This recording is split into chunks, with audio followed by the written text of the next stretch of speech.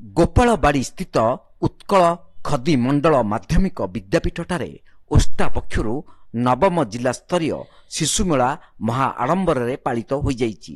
ଏହି ଉତ୍ସବର ଉଦ୍ଘାଟନରେ କୋଲ୍ନରା ବ୍ଲକ ଶିକ୍ଷାଧିକାରୀ ମଞ୍ଜୁଲତା ଜେନା, ମୁଖ୍ୟ ଅତିଥି ପ୍ରାକ୍ତନ ଓଷ୍ଟା ଜିଲ୍ଲା ସଭାପତି ପ୍ରମୋଦ କୁମାର ପରିଡ଼ା, ମୁଖ୍ୟ ବକ୍ତା ବିଦ୍ୟାଳୟ ପରିଚାଳନା କମିଟି ସଭାପତି କିଷ୍ଟାମା ଅଟକା ଓ ବ୍ଲକ ଶିକ୍ଷା କୋଅର୍ଡିନେଟର ଡାଳିମ୍ବ ସୂର୍ଯ୍ୟ ସମ୍ମାନିତ ଅତିଥି ଭାବେ ଯୋଗ ଦେଇଥିଲେ।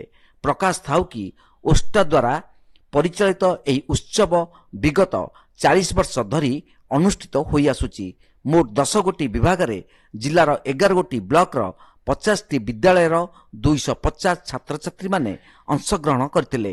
ସେମାନଙ୍କ ମଧ୍ୟରୁ ପ୍ରଥମ ସ୍ଥାନ ହାସଲ କରିଥିବା ପ୍ରତିଯୋଗୀମାନଙ୍କୁ ରାଜ୍ୟସ୍ତରୀୟ ସମ୍ମିଳନୀରେ ଆସନ୍ତା 26, 27 ଓ 28 ତାରିଖ କଟକ ମୁଖ୍ୟ କାର୍ଯ୍ୟାଳୟର ସମ୍ମିଳନୀ କକ୍ଷରେ ଯୋଗଦେବା ପାଇଁ ଯୋଗ୍ୟତା ଅର୍ଜନ କରିଛନ୍ତି। ପୁରସ୍କାର ବିତରଣ ଉତ୍ସବର ମୁଖ୍ୟ ଅତିଥି ଭାବେ ଜିଲ୍ଲା ଅତିରିକ୍ତ ଶିକ୍ଷା ଅଧିକାରୀ ଭଜନଲାଲ ମାଝୀ, ମୁଖ୍ୟ ବକ୍ତା ଭାବେ ପ୍ରାକ୍ତନ ଓଷ୍ଟା ଜିଲ୍ଲା ସଭାପତି ପ୍ରମୋଦ କୁମାର ପରିଡ଼ା, ସମ୍ମାନିତ ଅତିଥି ଭାବେ କୋଲ୍ନରା ବ୍ଲକ ଶିକ୍ଷାଧିକାରୀ ମଞ୍ଜୁଲତା ଜେନା, ବ୍ଲକ ଶିକ୍ଷା କୋଅର୍ଡିନେଟର ଡାଳିମ୍ବ ସୂର୍ଯ୍ୟ, ପରିଚାଳନା କମିଟି ସଭାପତି କିଷ୍ଟାମା ଅଟକା, ରାଜାସହ ସମ୍ପାଦକ ମନୋଜ କୁମାର ପାଢ଼ୀ ଯୋଗ ଦେଇଥିଲେ।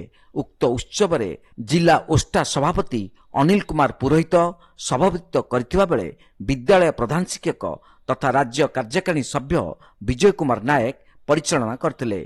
ଉଭୟ ସଭାରେ ଓଷ୍ଟା ଜିଲ୍ଲା ସମ୍ପାଦକ ପ୍ରସନ୍ନ କୁମାର ରଥ ଅତିଥିମାନଙ୍କ ପରିଚୟ ପ୍ରଦାନ କରିଥିଲେ।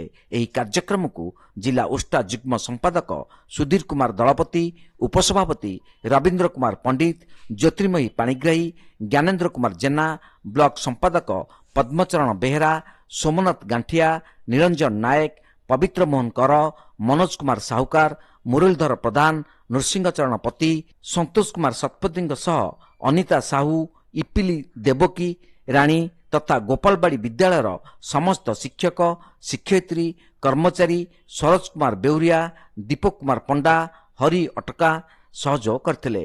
ପରିଶେଷରେ ଶିକ୍ଷକ ପ୍ରଦୀପ କୁମାର ପଣ୍ଡା ଧନ୍ୟବାଦ ଅର୍ପଣ କରିଥିଲେ।